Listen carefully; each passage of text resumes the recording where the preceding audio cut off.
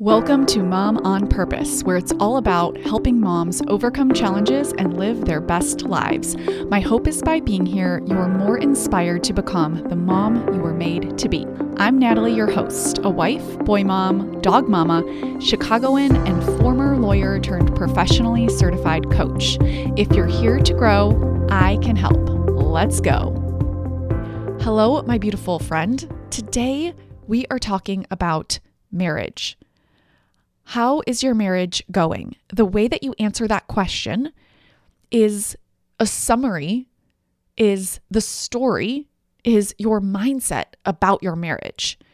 And the way that you think about your marriage, the mindset that you have about your marriage determines the quality of your marriage. And there are going to be different seasons in your marriage that are easier and harder than others. And that's okay. What I want to equip you with are tools and skills that can really help you create the marriage that you want. And for some of you, that's going to look different than for others of you based on who you're married to, based on the season of life you're in, just based on what you want for your future. So there is no one size fits all, but there are skills and tools that you can learn that can truly transform your marriage. I cannot tell you how many people have told me, you've saved my marriage. This has been the most transformative experience when it comes to my marriage. This is better than marriage therapy and couples counseling. And that is because coaching and these tools are so different. They only require you as the wife to use them. And that means it just takes one person. I like to think of marriage being a dance between two people.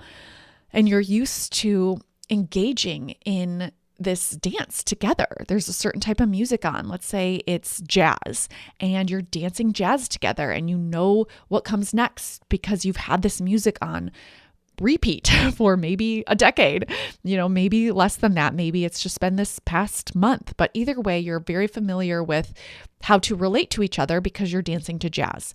When you work on yourself and when you apply these tools and you get into changing the way that you show up, you're turning off the jazz music and you're turning on different music. So maybe now you're going to dance hip hop and you turn on hip hop music, or maybe you're going to dance classical or some other type of music you turn on and you're dancing differently. It would be very odd for your spouse to continue to dance to the old music. Said differently, when you change yourself, when you apply these skills and tools to your life, then your marriage changes. And that includes your spouse changing insofar as how they relate to you. And that's a beautiful thing. It really does just take you turning off the music and changing the music, changing it for your sake. That's what I want to talk with you about today, how to change the music in your marriage so that you really can create the marriage that you want. So I can always tell how someone's marriage is going by the way they answer the question, how is your marriage going? If someone asked you that right now, how would you respond? What would be the first few things out of your mouth? That tells me generally whether you are experiencing the marriage that you want or you're not. It tells me whether your marriage is going well or whether it's not. And I'm not saying that you shouldn't describe it in that way, but it's a good check-in with yourself to decide how you talk about your marriage intentionally. There are ways that you can talk about your marriage that really honor what's true for you without going to doomsday. So, for example, if I asked you how your marriage is going and the first thing that comes to your mind is it's headed for disaster, that's a mindset. That doesn't mean that I want you to, or would even encourage you to think my marriage is going amazing, but you could come up with a different way to describe it. Like, my marriage is in a hard season right now, but we're working through it.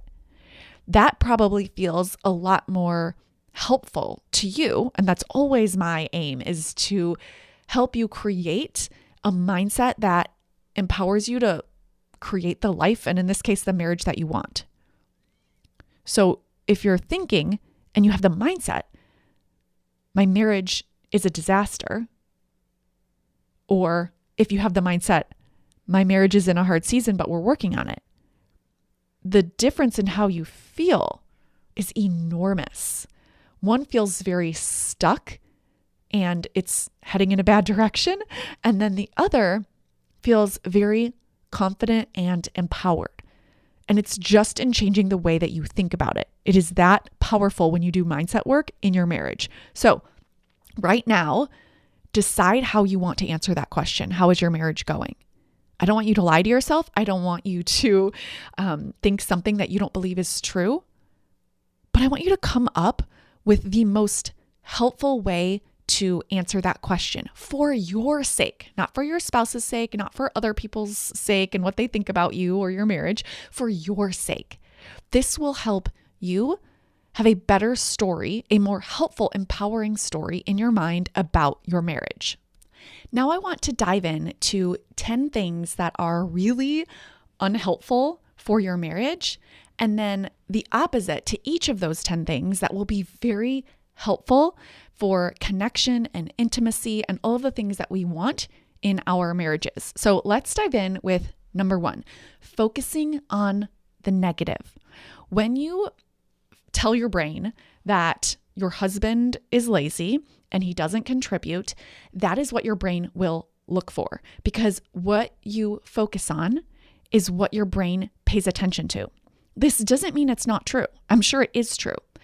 There is just this filter that your brain will automatically participate in, and kind of think of it as like glasses. It will filter out whatever doesn't fall into those glasses, into that frame. So you want to take off the negativity focused glasses and put on the positive glasses.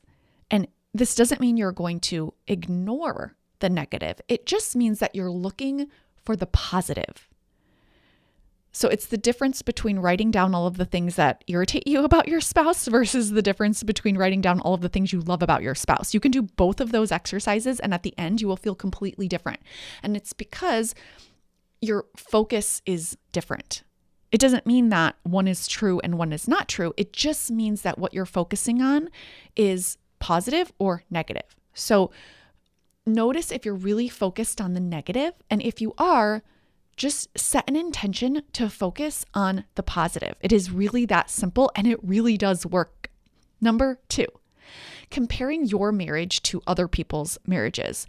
This is a recipe for disaster, mostly because we don't know what it's like inside someone's marriage. All we see is the public display of that marriage. I cannot tell you how many women I have had the privilege of coaching who you would never guess are having marital challenges.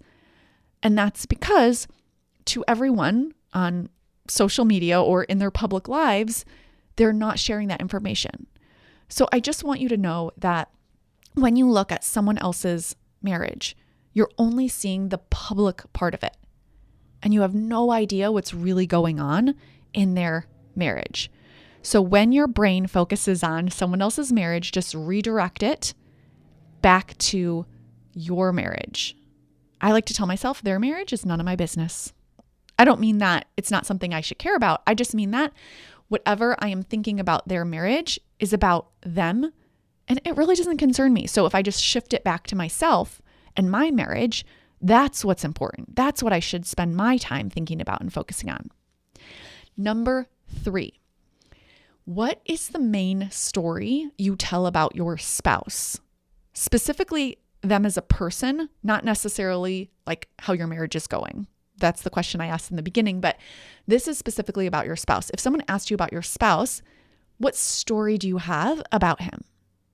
If you're telling a negative story, just like I teach when we talk about our kids, when we say you're disrespectful, that is what we expect from them. It doesn't mean that we negate or ignore what they've done. It just means that we tell a story that is most helpful for us.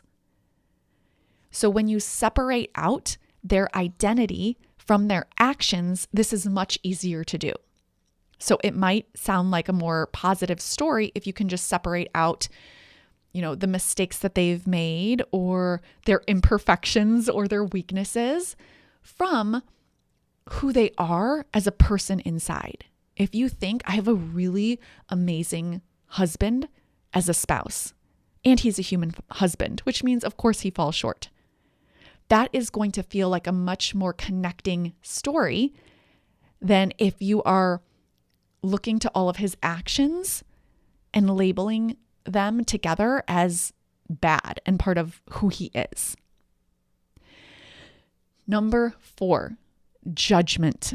This is a really tricky one because I think for a lot of us, particularly if you are a type A woman and you have any kind of background in education or you've trained your mind to look for the negative. So for example, I have a lot of clients who are physicians and lawyers, and I can relate to this myself as a former lawyer, where we are trained to look for what's wrong. We are trained to judge.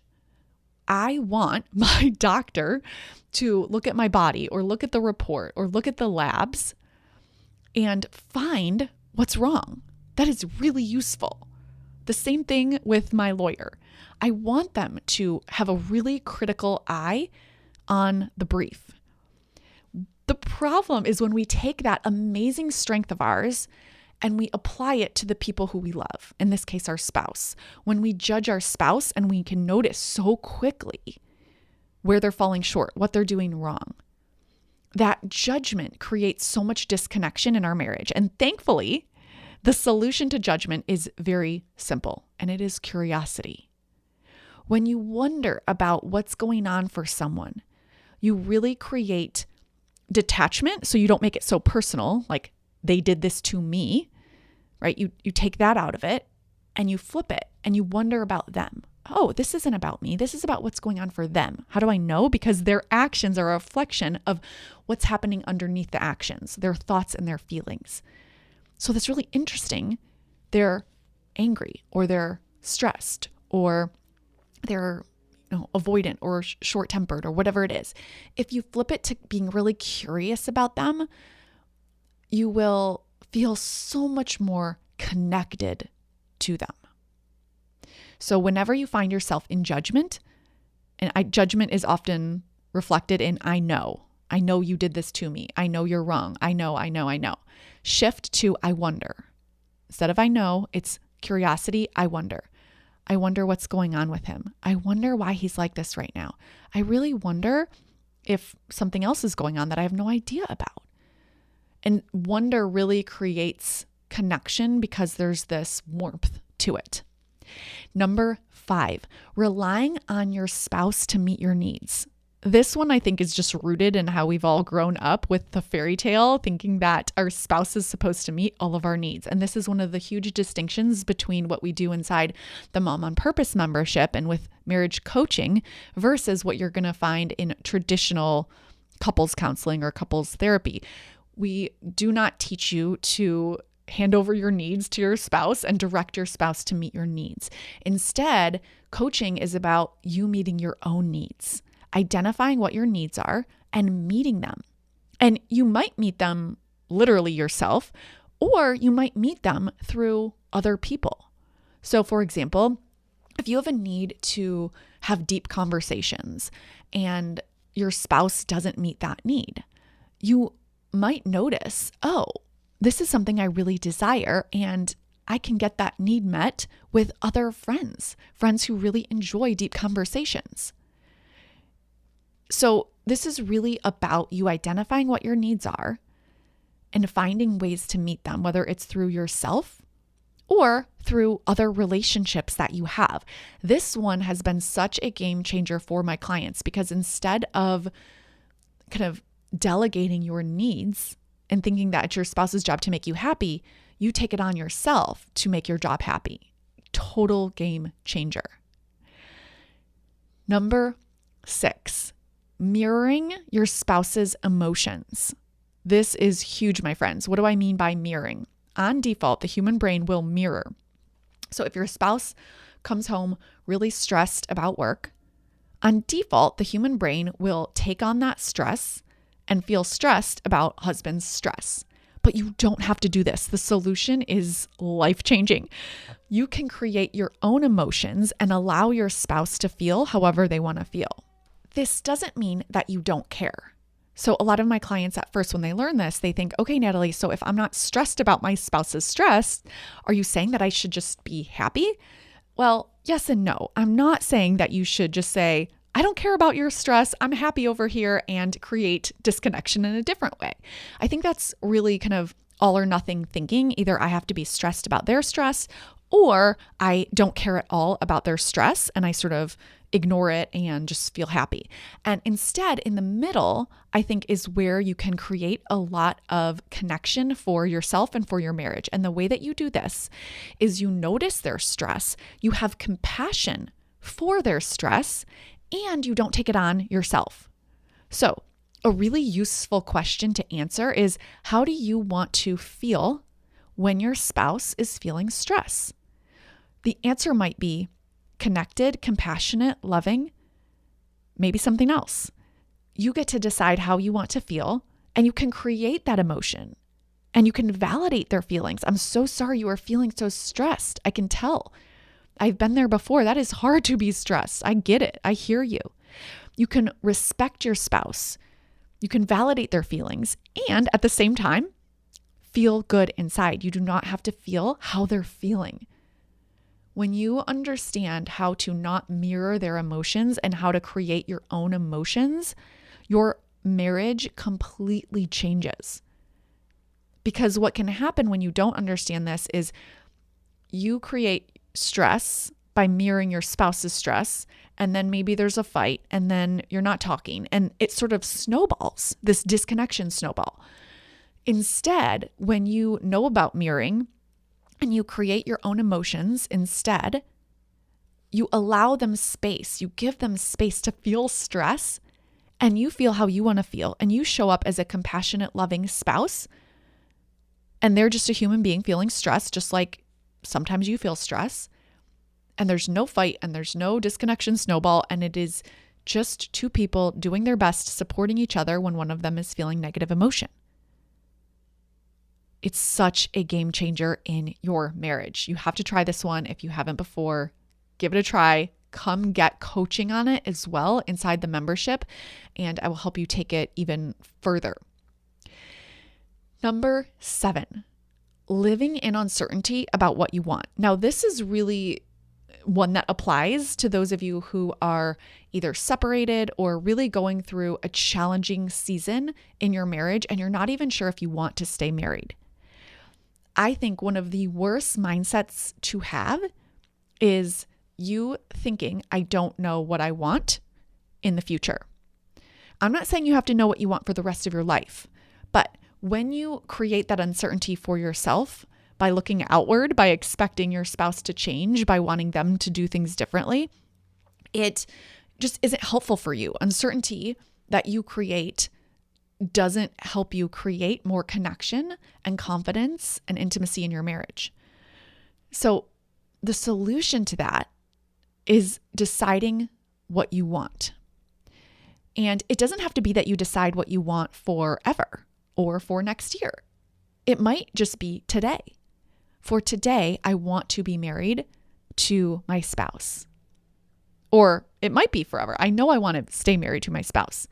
The reason that this is really powerful is because when you just think about your marriage and think about being married to someone and you don't use active verbiage, it can feel a little bit stuck. When you say something like, I'm married to my husband and we're going through this hard season, and then you start talking about all the things in the past, it can feel very stuck. Contrast that with if you say, I want to be married to my husband. There's momentum about what you want for the future. So decide on purpose if you want to be married. And this honestly can be really helpful for those of you who are happily married, but you find yourself bickering or just, having those moments of disconnection in your marriage. When you tell yourself, I want to be married to him, you will feel so much more connection. There's something about thinking about what I want today and tomorrow and for the future. So just tell yourself, I want to be married to this man. I promise you, it'll feel really good to think that. Number 8, there are always expectations in a marriage that aren't met. And when that happens, how you respond is the most important thing. So you have had expectations about what it would be like to be married, and at some point, your spouse has fallen short of that. What do you do in those instances? Do you criticize? Do you yell? Do you blame? Do you shame? If you do any of those, it's not going to be helpful for your marriage. And really the work here is not to then criticize or blame or shame yourself. That's a lot of times what we do, right? We go back and forth. Either they're to blame or I'm to blame. That is not what I'm suggesting at all. What I'm suggesting is to just bring awareness to whether you do this. So bring attention to if you criticize, judge, blame, shame your spouse when your expectations aren't met. Have compassion for yourself, and then choose to give your spouse the benefit of the doubt. I had a reel that went viral on Instagram. I think it has like 2 million views or something like that. And it was about this one. The happiest married couples give each other the benefit of the doubt when their expectations aren't met.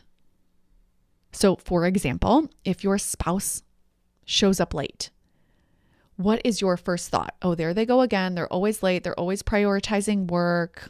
I can't trust him to be on time. Are those your thoughts? Or do you have thoughts that give your spouse the benefit of the doubt?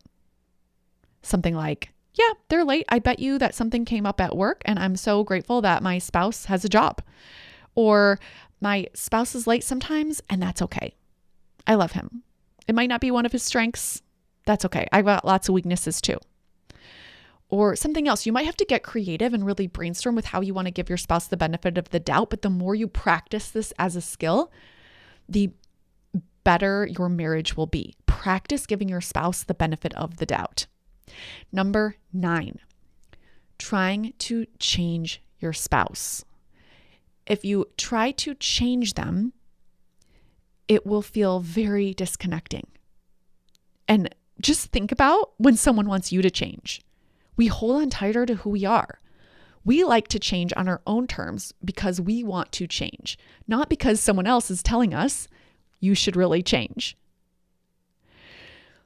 I think that the solution to this one is just communicating your desires without even trying to solve them. This one is something that I think most people aren't talking about that can have a really profound impact on your marriage. So you can just state something that you desire without trying to come up with a solution, just because this is who you want to be, to communicate your desires. So for example, let's say that you have a desire to go out and have new experiences more often as a couple. And typically in the past, your spouse has been more of a homebody and hasn't really enjoyed that. Instead of trying to change your spouse, you might just say, I have this desire to go out and have new experiences more often. And I just want to tell you that without there needing to be this kind of problem that we're trying to solve. Instead, it's just me openly communicating my desire to my spouse and just letting it be, just so that they know what a desire is of yours. It actually is really connecting to do this. And number 10, when you make demands of your spouse, it is disrespectful. And this was such a game changer in my marriage. I realized I did this all of the time. When you order someone to do something, and I don't mean you're saying I'm ordering you, but you're commanding them. You're making a demand. Hey, do this thing for me. That's a demand. It's really saying like, I think that you should use your actions right now to do what I want you to do instead of what you were going to do. It's sort of saying that I think what I want is more important than what you want.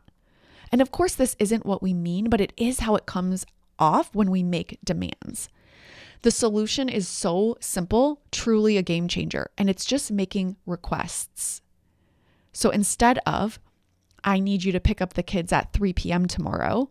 It's, hey, tomorrow I have a work meeting that's going to run late. Could you pick up the kids at 3 p.m.? Now, I hear some of you might be saying, okay, well, what if they say no? Well, this is a dialogue. This is a conversation between you and your spouse. So you can have a collaborative conversation where you go back and forth. But the quality of your relationship will really change when you just do this little tweak. And it is a tweak, but it comes up everywhere. Instead of, making a command or a demand and saying, I need you to do this, you just ask, hey, could you do this? Would you be willing to do this? It's opening up space for them to say, this is what I want to do with my time. And it's so much more respectful. So those are the 10 unhelpful and helpful things that you can apply to your marriage. And I'm going to run through the helpful things again, because I think just listing them out will be helpful. Number 1, focus on the positive. Number 2, keep your eyes on your marriage, not anyone else's marriage. I like to remind myself, my marriage isn't supposed to look like her marriage. Number 3, tell a positive story that is believable to you about your spouse. Number 4, use curiosity. Number 5, meet your own needs, whether that's personally or through other relationships. Number 6, decide how you want to feel and create your own emotions without mirroring your spouse's. Number 7, repeat the mantra, I want to be married to this man. Number 8, when expectations fall short, give your spouse the benefit of the doubt. Number 9, communicate your desires. And number 10, make respectful requests. These 10 things are going to be really helpful for you in kind of your marriage tool belt to increase connection and intimacy. If you want to apply any of these tools, give them a try in your personal life. Let me know how it's going for you. If you have any questions about each of these tools, just email me at theteam@nataliebacon.com and I will have my team forward that email to me and I will directly reply to you with any feedback on how you are implementing these, because I really think that just simple, doable shifts in your marriage make a huge difference. It changes the music and it is life-changing. All right, my friend, have a beautiful week. I will talk with you next week. Take care. Thank you for being here and listening. Now head on over to momonpurpose.com/coaching to learn more about the Mom on Purpose membership, where we take all of this work to the next level.